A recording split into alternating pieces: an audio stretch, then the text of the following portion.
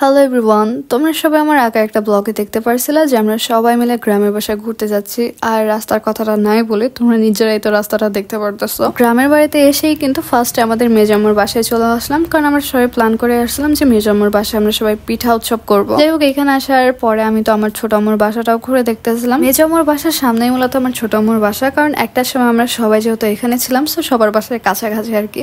যাই হোক, ছোট আম্মু মূলত এখানে থাকে না, এর জন্য ছোট আম্মুর বাসা তোমরা দেখতেছো কি একটা অবস্থা হয়েছে, পুরো একদম জঙ্গল হয়ে গেছে, পুরো উঠান একদম গাছপালায় ভরে গেছে। একটা সময় দাদু বাসায় আসলে খুবই ভালো লাগতো, কারণ সব আমার একসাথে ছিল, আমরা সব কাজিনরা একসাথে থাকতাম। তো তখন জিনিসটা অন্যরকম ছিল, বাট এখন যেহেতু সবাই আলাদা হয়ে গেছে এর জন্য আর তেমন কোনো মজা লাগে না। গাইস, আর একটা কথা, এখানে আমি মূলত আমার চাচিদের আম্মু বলে থাকি, কারণ ছোটকাল থেকে মূলত শেখানো হয়েছে বড় চাচিকে বড় আম্মু, এইভাবে বড় আম্মু, মেজ আম্মু, আমার আম্মু, তারপর হচ্ছে ছোট আম্মু। সো আমরা মূলত সব চাচিকে আম্মু বলে ডাকি, এটা আমাদের খুবই ভালো লাগে। আর আম্মু বলে ডাকার মজাই আলাদা। মেজাম্মুর উঠানের এক কর্নারে ছিল একটা পেয়ারা গাছ। পেয়ারা গাছটা যদিও দেখতে অনেকটা ছোট ছিল, বাট পেয়ারা গাছে কিন্তু মাশাআল্লাহ দিলে অনেক পেয়ারা ছিল। সো আমার ভাবি মূলত সে তার ইচ্ছা করলো যে সে পেয়ারা খাবে। এখন আমরা তো আর কেউ পেয়ারা পারতে পারি না। সো ফার্স্টে আমার ভাবি সে নিজে ট্রাই করে নিচ্ছিল, বাট পরে তখন সে না পারায় আমার কাজিনকে বললো। আমার কাজিন তো সোজা গাছে উঠতেছিল। এখন এই বৃষ্টির মধ্যে গাছ উঠলো, ও তো একদম পড়ে যেত। ওই জন্য হচ্ছে পরে আমি ওকে বললাম যে এত কিছু বাদ দিয়ে একটা কুটা নিয়ে নেয়, কুটা দিয়ে পেয়ারাগুলো পারতে অনেক ইজি হবে।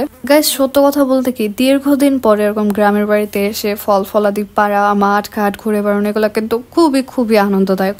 আমি তো এটা বলবো আমাদের সবারই উচিত একটা মাসের মধ্যে কমপক্ষে একদিন অথবা 2 দিন গ্রামের বাড়িতে এসে থাকা, কারণ এইখানে আসলে মন মাইন্ড একদম ভালো হয়ে যায়, একদম ফ্রেশ হয়ে যায়। আমি কিন্তু তোমাদের এখন বলতেছি যে মাসের মধ্যে 1-2 বার করে আসা উচিত, বাট আমি কিন্তু এই দিক দিয়ে 5 মাস পরে এখানে আসছি, কারণ অনেকদিন যাবত হচ্ছে দাদু বাসায় আসা হয় না।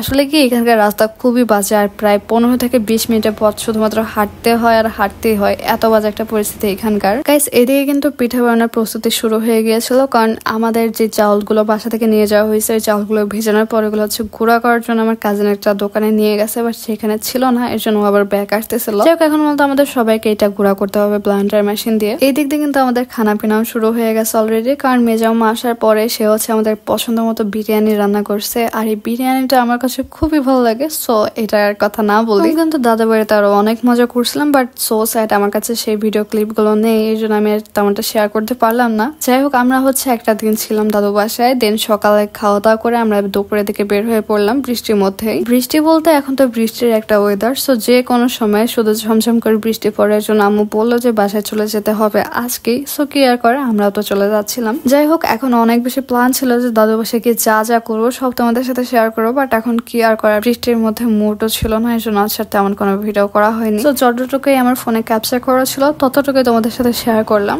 আর এর মাঝে একটা কথাই বলবো যে আমার দাদু বাসার গ্রামটা কিন্তু খুবই সুন্দর, খুবই অসাম।